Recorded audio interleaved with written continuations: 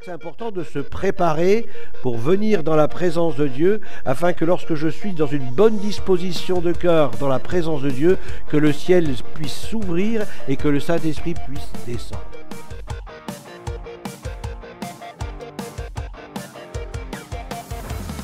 Voilà. Donc nous poursuivons dans l'étude la croissance spirituelle. Vous savez, c'est une étude qui date de Mathusalem, mais c'est toujours aussi bon aujourd'hui, hein.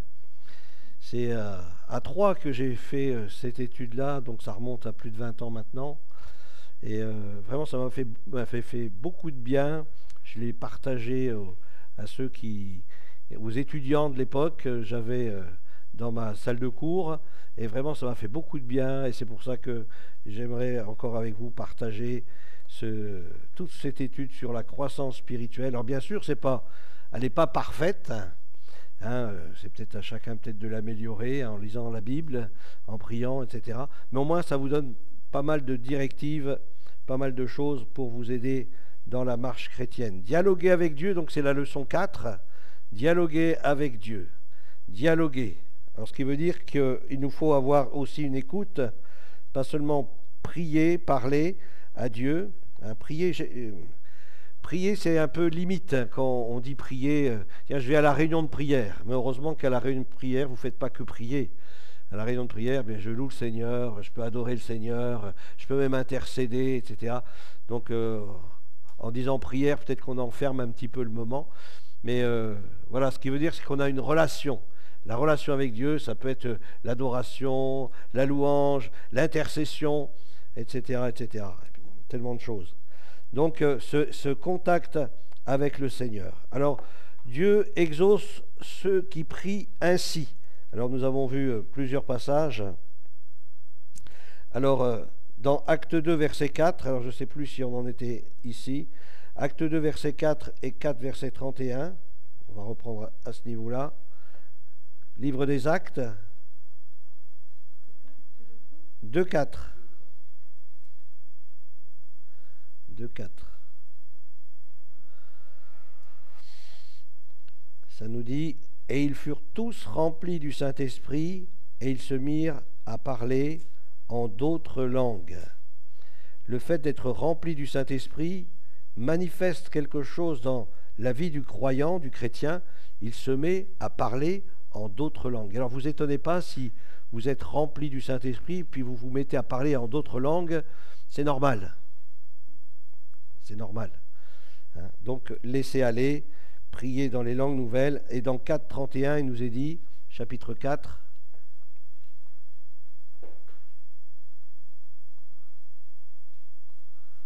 verset 31.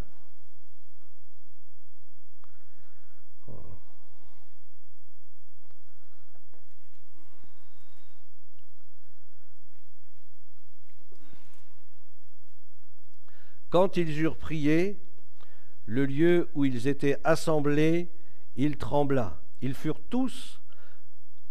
C'est beau ça, hein? Pourquoi il y en a un qui n'était pas... Non, ils furent tous. Hein? C'est-à-dire qu'il y avait une telle présence de Dieu qu'ils furent tous. C'est-à-dire qu'il n'y en a pas un qui se mettait à l'écart. Mais tous ont bénéficié de cette présence du Seigneur et tous ont été remplis. Il y a aussi d'autres textes qui nous disent « tous ont été guéris ». Formidable quand il y a la présence de Dieu. C'est pour ça qu'il faut aspirer, rechercher cette présence du Seigneur. Parce que Dieu peut faire infiniment plus que ce que nous pouvons voir dans nos réunions, pas seulement les nôtres, mais aussi ce qu'on peut voir aussi ailleurs. Dieu peut faire infiniment au-delà de ce que nous pouvons penser, imaginer.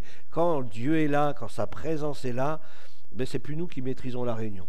C'est lui qui fait, c'est lui qui agit. C'est lui qui remplit, c'est lui qui guérit, c'est lui qui libère. Et ça, c'est important de rechercher à vivre cette présence de Dieu, aspirer à cette présence du Seigneur au milieu de nous, une présence qui vraiment change les situations. On l'a chanté ensemble, quand il descend, vous savez que le Seigneur c'est l'Esprit, c'est pas seulement Jésus, mais c'est aussi l'Esprit. Et là où est l'Esprit du Seigneur, là est la liberté, il y a quelque chose qui se passe, des chaînes tombent. Le Seigneur libère lorsqu'il se manifeste dans l'assemblée. Alors, j'en étais où? Voilà, 31, remplis du Saint-Esprit, et ils annonçaient la parole de Dieu avec assurance. Alors, ce qui veut dire que lorsqu'on est rempli du Saint-Esprit, eh bien, il y a une assurance qui est là. Hein, et en plus, cette assurance-là nous amène à parler de la parole de Dieu. Hein, c'est-à-dire que le Saint-Esprit remet sur notre cœur l'Écriture, remet à notre pensée l'Écriture. C'est formidable, hein? Lorsque on parle peut-être, je ne sais pas si ça vous est arrivé, de témoigner à quelqu'un, puis d'un seul coup, il y a un verset biblique qui vous vient à l'esprit, vous le dites, et puis la personne, elle est étonnée, elle dit « Waouh, ce que tu viens de me dire, là, ça me touche. » Parce que c'est l'esprit qui inspire. Je crois que c'est important aussi de se laisser inspirer par le Saint-Esprit. Alors bien sûr, on pourrait dire, par exemple, un prédicateur, il prépare un texte, hein, comme on a vu dans plusieurs endroits chrétiens, on voit ils ont déjà tout écrit là, ils font juste une lecture et puis après ils disent Amen, soyez bénis, bon dimanche à chacun. Je crois que Dieu veut un peu plus que ça. Hein. Je crois qu'il nous faut nous laisser aussi inspirer. Et parfois, bien, ça arrive qu'on sorte de ce qu'on a préparé, mais c'est important de se laisser conduire par le Saint-Esprit. Parce que Dieu veut agir au travers de nous. Ce n'est pas à nous de maîtriser le Saint-Esprit. C'est à nous de nous soumettre à lui. Dire Seigneur, fais ce que tu veux. Moi, ça m'est arrivé de préparer des messages et puis de passer des heures, et au moment de la prédication, mais c'était carrément autre chose. Et ça arrive aussi.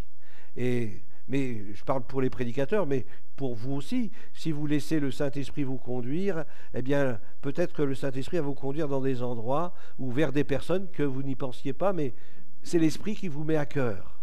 Le Saint-Esprit nous met à cœur. C'est important de cultiver cette sensibilité au Saint-Esprit. Cette sensibilité. Parce que Dieu veut nous parler, Dieu veut nous conduire. La Bible nous dit que le Saint-Esprit veut nous conduire dans la vérité, dans toute la vérité. Et nous avons besoin vraiment de le laisser diriger nos vies. Alors laissons-lui le gouvernail. Dans Luc chapitre 3, versets 22 à 21, Luc 3,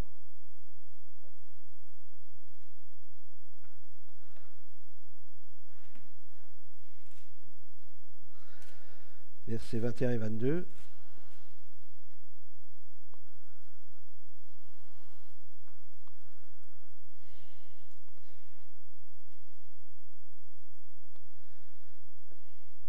Pendant qu'il priait, tout le peuple se faisait baptiser, Jésus fut aussi baptisé, et pendant qu'il priait. Pendant qu'il priait, c'est-à-dire pendant qu'il était dans une atmosphère de communion avec Dieu. Hein, j'essaye de trouver les mots à peu près qui pourraient être pas mal. Ça peut être une louange, un chant même, hein, ça peut être un chant. Il nous a dit que pendant que Jésus était dans cette situation-là, et qu'il priait, c'est-à-dire qu'ils étaient dans une atmosphère baignée, la présence de Dieu, etc., il nous a dit que le ciel, il s'ouvrit. Alors souvent, on dit, Seigneur, ouvre le ciel. Mais toi, comment est-ce que tu es pour que le ciel puisse s'ouvrir? Est-ce que tu es prêt est-ce que tu es dans une bonne disposition pour que le ciel s'ouvre? Hein, je crois qu'il faut aussi comprendre que Dieu ouvre le ciel si je suis dans une bonne disposition de cœur. Et Jésus, lorsqu'on voit dans le texte, il était dans l'obéissance. Il était dans l'obéissance puisqu'il était dans ce temps de baptême, où il se faisait baptiser, où il s'identifiait à notre nature. Il a passé aussi, lui, par les eaux du baptême pour nous montrer le chemin qu'il nous faut emprunter. Et cette obéissance-là amène, lorsque nous vivons une communion avec Dieu, à ouvrir le ciel. Quelque chose se passe. Qu'est-ce qui s'est passé quand le ciel s'est ouvert? Waouh! Est-ce que vous voulez que le Saint-Esprit descende? Alors il faut que le ciel il s'ouvre. Et pour que le ciel il s'ouvre, il faut que je sois dans l'obéissance. Dans l'obéissance, c'est peut-être un grand mot pour vous, obéissance. Peut-être qu'il faut que je me prépare. Vous savez, avant de venir au culte, avant d'aller au temple à Jérusalem, il y avait des marches. Hein, et chaque marche, vous avez les psaumes des degrés. Vous avez déjà entendu parler des psaumes des degrés? Hein, vous lisez dans la parole de Dieu, à un moment donné, vous avez les psaumes des degrés. Et chaque psaume correspondait à une marche, c'est-à-dire à mon approche vers le temple. Je crois que c'est important de se préparer pour venir dans la présence de Dieu, afin que lorsque je suis dans une bonne disposition de cœur, dans la présence de Dieu, que le ciel puisse s'ouvrir et que le Saint-Esprit puisse descendre. Alléluia. Mais ils vont dire, oui, mais le Saint-Esprit, je l'ai déjà. Vous ne croyez pas que Jésus l'avait déjà, le Saint-Esprit? Et pourtant, le ciel s'est ouvert et le Saint-Esprit est descendu. Je crois qu'on a besoin de vivre des choses de l'Esprit de Dieu, de la présence de Dieu, de vivre des choses spirituelles. Alléluia. Et Jésus nous montre que lorsqu'on marche dans une obéissance sincère, lorsqu'on marche dans cette communion avec Dieu, eh bien, le ciel peut s'ouvrir. Alors, le ciel peut s'ouvrir pas spécialement lorsque je suis dans un état de statique. On pourrait dire, il faut que je sois debout devant la chair, devant l'estrade, et puis c'est là que le ciel peut s'ouvrir lorsque tu es même au volant de ta voiture, ou lorsque tu parles avec quelqu'un dans la rue, à un moment donné, parce que tu es dans cette obéissance à Dieu, tu es dans ce désir de voir la gloire de Dieu, eh bien, le ciel peut s'ouvrir et le Saint-Esprit peut descendre et manifester sa puissance autour de toi, au travers de toi, parce qu'il trouve un canal bien qui lui est favorable. Un canal qui lui est favorable parce que c'est un canal qui est obéissant et qui se laisse modeler, qui se laisse inspirer, qui se laisse remplir, qui se laisse utiliser.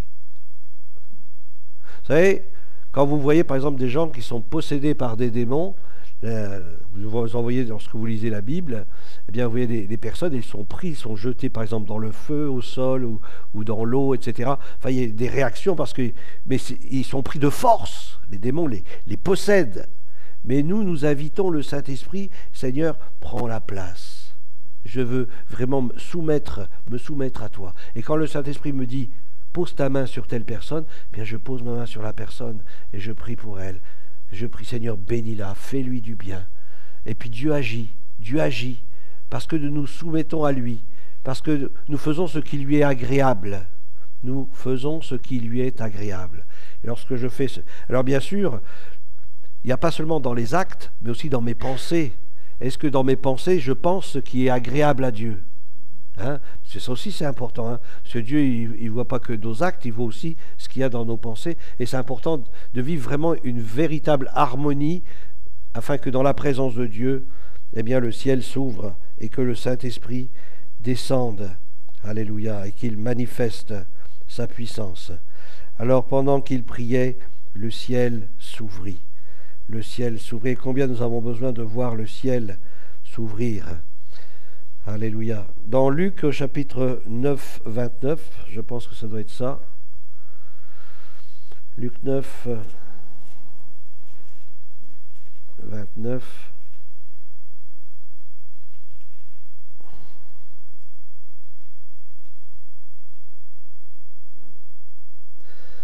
Pendant qu'il priait,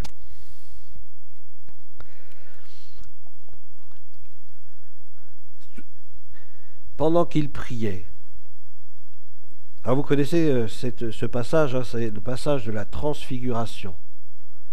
On peut tellement dire de choses, vous savez, juste sur un seul passage, une histoire comme celle-là, la transfiguration, on peut en dire pendant des semaines et des semaines prêcher sur le sujet. Mais nous, ce que nous voulons voir, c'est ce moment particulier que le Seigneur a vécu sur cette montagne, où là il s'est tenu devant le Père, et là où quelque chose s'est passé comme une métamorphose, ou plutôt un voile qui s'est ôté. Parce que, fin de compte, Jésus, comme ils l'ont vu sur la montagne, où son visage, tout avait changé, même son vêtement, etc., tout était éclatant. Mais ça, c'est ça la réalité. C'était ça la réalité. Les yeux se sont ouverts sur cette réalité. Vous savez que les démons, c'est ce qu'ils voient. Quand ils voient des chrétiens remplis du Saint-Esprit, c'est ce qu'ils voient. Je parlais avec quelqu'un récemment concernant l'imposition des mains pour les gens ou pour les personnes. À un moment donné, on prie pour quelqu'un, puis il y a un démon qui se manifeste. Bien, le démon, il voit comme du feu dans nos mains. Nous, on ne le voit pas. Pour nous, c'est invisible. Mais spirituellement, quelque chose se passe de fort, qui fait en sorte que d'un seul coup, l'esprit, bien, il est bousculé et puis il est expulsé du corps de la personne. Mais quelque chose de surnaturel. Si nos yeux spirituels s'ouvriraient maintenant, qu'est-ce qu'on verrait? Alors déjà, on verrait des anges autour de nous, mais on nous verrait tels que nous sommes en réalité. Parce que là, nous sommes, si vous aimez mieux, c'est dans le monde naturel, ou comment on pourrait dire, ouais, le monde physique, mais dans le surnaturel de Dieu, si nos yeux s'ouvriraient maintenant, vous verriez des corps des personnes glorieuses, comme Jésus s'est manifesté d'une manière glorieuse. Il y aurait un éclat parce que vous savez, la Bible nous dit où c'est ce que nous sommes. Nous ne sommes pas au 14 quai de la Saline. Nous sommes assis avec lui dans les lieux célestes. Alors comment c'est possible d'être assis avec lui dans les lieux célestes alors que nous sommes au 14 quai de la Saline? Il y a quelque chose qui ne joue pas là. Donc ça veut dire quoi? Ça veut dire que quelque part, nous vivons déjà quelque chose de glorieux. Parce que le Saint-Esprit vit en nous, parce que nous sommes de nouvelles créatures, nous sommes une nouvelle créature. Nous sommes une nouvelle race d'êtres que Dieu a créés. Nous sommes une nouvelle créature, de nouvelles créatures, et la gloire de Dieu habite en nous. La gloire de Dieu habite en nous. Et si nos yeux s'ouvriraient, on pourrait voir la gloire de Dieu dans tous ceux qui sont nés de Dieu. Et il est possible, comme Moïse c'est arrivé, dans la présence de Dieu, son visage s'est trouvé éclatant. Il y a des personnes qui ont été dans la présence de Dieu, d'un seul coup, leurs cheveux sont devenus tout blancs. La présence de Dieu, lorsqu'on vit vraiment la présence de Dieu, là où on a cet attouchement, ce contact avec Dieu, des choses peuvent se manifester. Comme je disais dimanche, il y a même une odeur, que vous pouvez sentir, une odeur. Mais c'est quoi cette odeur? L'odeur de la présence de Dieu, l'odeur du parfum de Jésus-Christ, cette bonne odeur de Christ. Des choses se passent lorsque nous sommes dans une intimité avec Dieu. Non seulement il y a une transformation intérieure, mais nos visages sont rayonnants. Lorsque nous tournons nos regards vers lui, nous sommes rayonnants de joie. Il y a quelque chose qui se passe de surnaturel, c'est le Saint-Esprit qui le fait. Je crois qu'il nous faut rechercher cette présence de Dieu. Il faut être amoureux du Seigneur. Celui qui baise le Fils. Tu sais ce que ça veut dire? Baiser le Fils. C'est vraiment être tout proche de lui, l'embrasser. L'embrasser. C'est le prendre, le saisir, avoir un contact physique avec lui. L'embrasser. Et ça, c'est tellement important. Vivre cette véritable communion, ne faire plus qu'un avec lui. Comme Jésus l'a dit, moi et le Père, nous sommes un. Et ce que le Seigneur désire, c'est que nous soyons aussi un avec lui. C'est ce qu'il dit.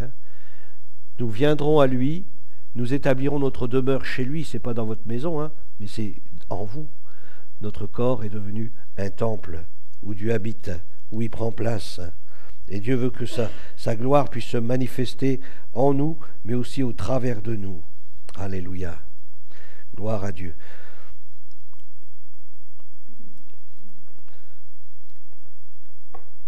Au début que je me suis converti, j'ai connu des différents pasteurs de l'époque, des gens qui étaient vraiment remplis du Saint-Esprit, dont d'ailleurs au travers eux des réveils se sont passés, que ce soit en France ou à l'étranger. Et quand je venais aux réunions et que je m'approchais de ces serviteurs de Dieu-là, par exemple pour la prière, j'étais comme pris d'étourdissement.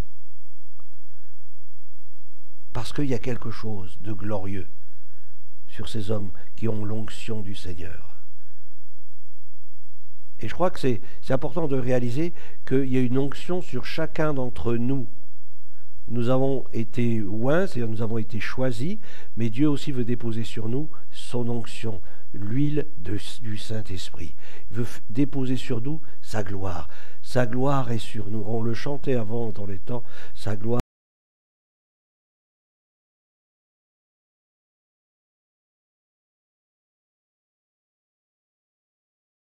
Ceux qui ne connaissent pas Dieu, ils le sentent, il y a quelque chose. Et c'est nous qui avons du mal à vivre ces choses-là. Parce que nous sommes tellement habitués. Nous sommes tellement habitués que parfois, on ne prend plus attention à ça. Mais il y a une gloire qui est sur toi, mon frère, ma sœur. Une gloire, et c'est la gloire de Dieu. Ce n'est pas une gloire que tu peux monnayer, c'est une gloire que tu vas chercher dans sa présence. Elle repose sur toi. Comme le Saint-Esprit est venu reposer sur Jésus, comme une colombe. Le Saint-Esprit veut reposer sur chacun d'entre nous. Alléluia. pour que nous puissions aussi accomplir l'œuvre de Dieu, les œuvres qu'il a préparées pour nous. Pendant qu'il priait, l'aspect de son visage changea. L'aspect de son visage changea. Alors je ne sais pas si d'un seul coup, ça faisait comme une chirurgie esthétique. Il faisait 20 ans alors qu'il en avait 33. Mais l'aspect de son visage changea. Quelque chose sur son visage changea. C'était plus un visage naturel, c'était un visage surnaturel. Le divin. Le divin. Ce qui me réjouit, c'est que le jour où il viendra me chercher, où il viendra vous chercher, la Bible nous dit que je serai semblable à lui. Adieu les rides, adieu les fausses dents, adieu les lunettes, hein? Adieu les stènes, adieu toutes les prothèses que en veux-tu, en voilà. Et j'aurai des cheveux, hein Anthony? J'aurai des cheveux, hein Bernard? Bon, moi bientôt, hein. Mais bon, c'est pour ça qu'il les cache, Jean-Paul. Hein, il les cache avec son bonnet. Quelque chose se passe de surnaturel. Vous savez, dans le ciel, on parle des 24 vieillards, hein, c'est ça? Les 24 vieillards. Mais dans le ciel, il n'y a pas de vieillards. Hein. C'est juste une image, une représentation. Mais Dieu n'est pas vieux avec une longue barbe. Hein. Tous, on représente Dieu sur un trône, comme on dirait qu'il a 120 ans tellement qu'il est vieux. Non, non. Dans le ciel, vous allez voir des gens en pleine forme. En pleine forme. Déjà, il n'y aura plus aucun malade, plus de maladie. Nous serons transformés. Nous n'aurons pas l'âge que nous avons aujourd'hui, parce que nous serons transformés. On sera plein de force, nous dit la parole de Dieu. Plein de force. Mais ce qui est formidable, c'est qu'on va pouvoir se reconnaître malgré tout cela. Et ça nous encourage. Et même son vêtement, vous vous rendez compte que le vêtement même a changé. Il n'y a pas eu que le visage. Mais le vêtement aussi a changé. Maintenant, on comprend pourquoi Pierre, lorsqu'il passait avec son ombre, il guérissait des malades. Parce qu'il y a une gloire qui était sur lui. On comprend maintenant pourquoi l'apôtre Paul, avec ses linges, eh bien, il guérissait ou il chassait, des démons étaient chassés simplement en touchant les linges qu'avait Paul. Parce qu'il y avait une gloire qui transpirait de l'apôtre Paul dans cette communion avec Dieu. Nous avons besoin de vivre ces choses, de vivre vraiment cette intimité-là avec Dieu. Pas qu'on devienne des mystiques, parce que ça n'a rien à voir, le mysticisme, mais c'est véritablement une présence de Dieu, la présence du Seigneur. Aspirer, Seigneur, c'est toi que je veux. Je veux que tu me remplisses, Seigneur, que tu m'inondes de ta présence. Alléluia. Et Dieu désire, Dieu désire, Dieu désire. Alléluia. Et nous voulons nous laisser inonder, remplir de son esprit, être utile à son œuvre. Le psaume, alors je crois que ça doit être le 34, psaume 34, versets 5 et 6, puis on termine là.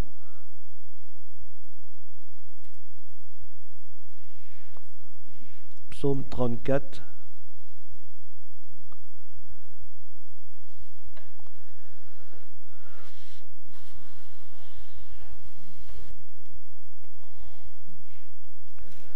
Voilà, on va arrêter ici. J'ai cherché l'Éternel. Est-ce que vous cherchez Dieu? Il n'y a pas besoin de le chercher, là où je suis, il est là. Mais pourquoi il dit chercher l'Éternel? Je crois qu'on a besoin de chercher Dieu, chercher la présence de Dieu, le rechercher de tout notre cœur. Aspirer. Si nous l'aimons vraiment. Parce que c'est l'amour qui nous pousse à cela. Ce n'est pas la religion, mais c'est l'amour, parce que je l'aime. Parce qu'il m'a tant aimé. Alors je le cherche de tout mon cœur. Alors tu peux t'enfermer quelque part dans un chalet ou dans une chambre ou dans un placard, peu importe, ou t'enfermer dans la forêt, peu importe. Mais cherche Dieu jusqu'à ce que tu puisses le trouver. Tu puisses dire, Seigneur, je sais, tu es là. Vous savez, parfois ça m'est arrivé de me trouver dans un endroit, d'avoir cherché Dieu, et à un moment donné, quand je l'ai trouvé, c'est de tomber à genoux et dire, Seigneur, tu es là. Puis me faire tout petit, parce qu'il est là. Et parfois, il est là, mais on ne le sent pas, on ne le ressent pas. C'est dommage. Mais quand le Saint-Esprit, lorsque nous conduit vraiment à le rencontrer, à le chercher, à nous approcher de lui, puis que là on prend conscience de sa présence, là on tombe à genoux devant lui, dire Seigneur tu es là, Seigneur j'ai besoin de ta grâce, Seigneur pose ta main sur moi, Seigneur remplis-moi, donne-moi de l'intelligence et de la sagesse. Ça va les jeunes là-bas? On ne nous dérange pas trop? Voilà, j'ai cherché l'Éternel, et quand je cherche Dieu, il me répond. J'ai cherché l'Éternel, et il m'a répondu. Chercher Dieu me donne des réponses. Alors, peut-être j'ai plein de questions, peut-être il y a des questions que je n'ai pas pensées, mais quand je vais dans la présence de Dieu, il m'éclaire. Il donne de l'intelligence au simple. Et Dieu veut nous donner de l'intelligence. Et la véritable intelligence, c'est dans sa présence que nous pouvons la trouver. Alléluia. Moi, je le crois, qu'il peut me donner de l'intelligence, de la compréhension, de comprendre des choses. Parce que vous savez, on a, dans notre cerveau, c'est comme une pelote de laine. Hein. Des fois, tout est emmêlé et puis on ne voit pas clair. Mais quand on vient dans le contact avec Dieu, quelque chose, Dieu nous éclaire. Il nous donne de l'intelligence. Mais il donne de l'intelligence au simple, pas au compliqué, mais au simple. Si tu es prêt à croire ce que Dieu dit. Alléluia. Et il m'a répondu. Il m'a délivré de toutes mes frayeurs. J'ai cherché l'Éternel, il m'a répondu, il m'a délivré de toutes mes frayeurs. Vous savez, lorsque vous êtes remplis du Saint-Esprit, vous vous souvenez, on en a parlé dimanche, lorsque les disciples, ils ont été persécutés par les religieux de l'époque, ils venaient d'être baptisés dans le Saint-Esprit, de vivre une Pentecôte extraordinaire, et puis là, il y a la persécution qui est venue, et puis ils se sont réfugiés, puis ils ont commencé à crier vers Dieu. Qu'est-ce qu'a fait le Seigneur? Eh bien, il les a à nouveau remplis du Saint-Esprit, il les a à nouveau visités par le Saint-Esprit. Il nous a dit que le lieu où ils étaient, il trembla. Est-ce qu'il y a longtemps que le sol de votre maison ou le sol sous vos pieds a tremblé? Hein? Et c'est biblique.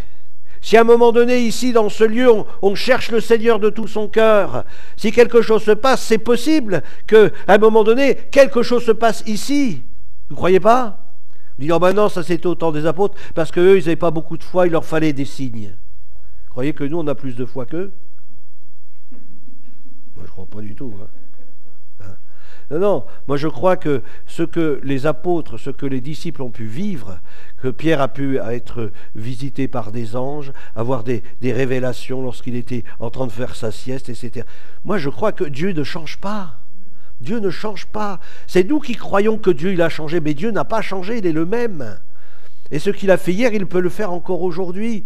Et il veut encore se révéler à nous, il veut encore nous parler, il veut nous conduire. Et il veut nous inspirer, alléluia. J'ai cherché l'Éternel, il m'a répondu, il m'a délivré de toutes mes frayeurs. D'un seul coup, je suis rempli de zèle. Je suis rempli de zèle, alléluia. Je suis rempli de zèle, moi qui avais un peu honte de parler, d'un seul coup, il y a comme un feu qui m'embrase, et je rends témoignage. Même à des personnes que je dis, oh non, pas lui ou pas elle, parce que là, il va y avoir des histoires. Non, non, le feu de l'Esprit te conduit. Vous savez, le Saint-Esprit nous pousse dans la moisson. C'est lui qui veut nous conduire dans la moisson. Et vous inquiétez pas, lorsque vous êtes dans la moisson, là j'entendais mon frère qui témoignait à un moment donné, quand avec tous ces camions, il parcourait l'Europe, avec toutes des équipes d'évangélisation, ils pouvaient se trouver à plusieurs endroits en même temps. Ils étaient aussi bien en Roumanie, au Luxembourg, en Belgique, en Espagne. Bien, il disait qu'il y avait toute une équipe qui allait dans la ville pour témoigner, pour rencontrer les gens. Et là, le Saint-Esprit se manifestait avec puissance parce qu'ils étaient avant ensemble dans la prière, remplis du Saint-Esprit, et ensuite ils allaient, et quand ils allaient, ils étaient pleins du feu de l'Esprit. Le Saint-Esprit veut nous chasser dans la moisson, veut nous conduire auprès de ceux qui ont tellement besoin d'entendre l'Évangile. Alléluia. Dieu désire que nous remplissions notre ministère. Et c'est quoi notre ministère? C'est d'aller par tout le monde, c'est d'aller. C'est d'aller. C'est pas, pour l'instant, de rester, oui, le temps que tu sois rempli du Saint-Esprit, mais une fois que tu es rempli du Saint-Esprit, va parce que ce que tu as reçu, il faut que ça sorte, il faut que tu le communiques, il faut que tu le donnes autour de toi. Dieu veut nous conduire et chasser nos peurs, chasser nos frayeurs. Quand on tourne vers lui les regards, parce que souvent nos regards ils sont tournés vers autre chose, vers mes capacités. Oh, je suis super intelligent. Ben là, à partir de là, c'est mort. Dieu ne peut pas t'utiliser. Hein? parce que je suis t'es trop intelligent. Hein. Ou alors, je suis trop faible, carrément l'inverse, je suis trop faible. Mais l'apôtre Paul dit, mais c'est justement quand je suis faible que je suis fort, parce que là, je m'appuie entièrement sur toi, Seigneur. Alors, lorsque je tourne vers lui les regards, c'est vers lui qu'il me faut regarder. Ne regardez pas vers le pasteur. C'est pas lui qui vous baptise dans le Saint-Esprit. La Bible dit, c'est Jésus qui baptise dans le Saint-Esprit. Tu peux être rempli du Saint-Esprit dans ta chambre. Moi, je l'ai été sous la table de ma cuisine. Je n'étais pas dans une église, même si j'avais quelque chose au-dessus de moi. Je n'étais pas dans une église. Dieu peut remplir. Il y a un pasteur que j'ai connu dans le passé, il était rempli du Saint-Esprit. C'était où? Dans les toilettes d'une boîte de nuit. Dans les toilettes d'une boîte de nuit. Parce qu'il avait entendu parler de Jésus, parce que ça travaillait son cœur. Puis il a commencé à parler à Dieu, et Dieu s'est manifesté à lui. Et là, il est sorti des toilettes, il parlait en langue, il louait le Seigneur. Il adorait Dieu, il a témoigné à tous ceux qui étaient dans la boîte. Jésus est vivant, il est réellement ressuscité. Vous vous souvenez, le jour où vous êtes convertis, vous avez rencontré Dieu? Moi, je me souviens ce jour-là. Lorsque j'ai rencontré le Seigneur, je parlais à tue-tête à tout le monde. Et les gens mes anciens copains me disaient, mais t'es un peu maboule, qu'est-ce que t'as? T'es pris dans une secte? Je dis, non, je t'assure, il est réellement vivant. Comment ça, il est vivant? Oui, je t'assure, il est réellement vivant. Demande-lui de se révéler à toi, il va le faire. Lorsqu'on tourne nos regards vers lui, mais pas sur nous, mais sur lui, non pas sur les circonstances, mais sur lui, des choses changent, des choses changent. Et là, le Saint-Esprit peut nous utiliser. Le Saint-Esprit peut nous utiliser et il veut nous utiliser. Quand on tourne vers lui les regards, on est rayonnant de joie. Il y a une joie qui est là, c'est une joie qui vient du ciel. C'est pas une joie qui vient de la terre, une joie qui vient du ciel. Et le visage ne se couvre pas de honte. Je n'ai pas honte de Jésus. Cette honte, elle disparaît. Je n'ai pas honte de Christ. Alléluia. Loin de moi d'avoir honte de Jésus-Christ. Mais que nous puissions réclamer, Seigneur, je veux être rempli de ton feu. Je veux être embrasé de toi. Je veux être un témoin de ta résurrection. Vous savez, la bonne nouvelle, c'est que Jésus-Christ est ressuscité et qu'il est vivant. Est-ce que vous le croyez? Alléluia. Seigneur notre Dieu, notre Père, nous voulons te bénir pour ta parole parce qu'elle est la vérité. Merci parce que tu veux nous conduire, Seigneur, dans toute la vérité. Garde-nous de l'erreur. Garde-nous, Seigneur, de la mentalité de ce monde, de l'esprit de ce monde. Seigneur, que nous puissions garder nos regards constamment fixés sur toi, ne pas nous laisser impressionner par tout ce qui nous entoure, mais c'est à toi que nous voulons plaire, c'est à toi que nous voulons être agréables, c'est ton fruit que nous voulons porter, pas un autre. Seigneur, merci de bénir l'Église, l'Assemblée. Merci de nous visiter et de nous faire du bien.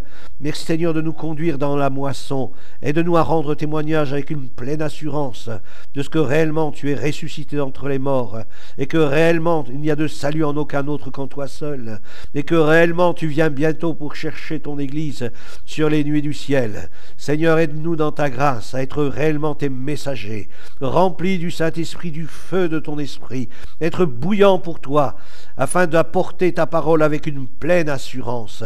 Seigneur, merci parce que tu es avec nous tous les jours. Saint-Esprit, remplis-nous, inonde-nous, dirige-nous, conduis-nous et inspire-nous. Mets en nous tes paroles. Ouvre nos yeux sur les réalités spirituelles. Ouvre nos oreilles que nous puissions entendre ta voix. Seigneur, que tu chasses de nos cœurs toute forme d'incrédulité, quelle qu'elle soit. Dans le nom de Jésus, nous voulons marcher par la foi, marcher sur ta parole et, Seigneur, vivre tes promesses. Au nom de Jésus-Christ. Amen. Amen. Alléluia. Voilà, gloire à Dieu.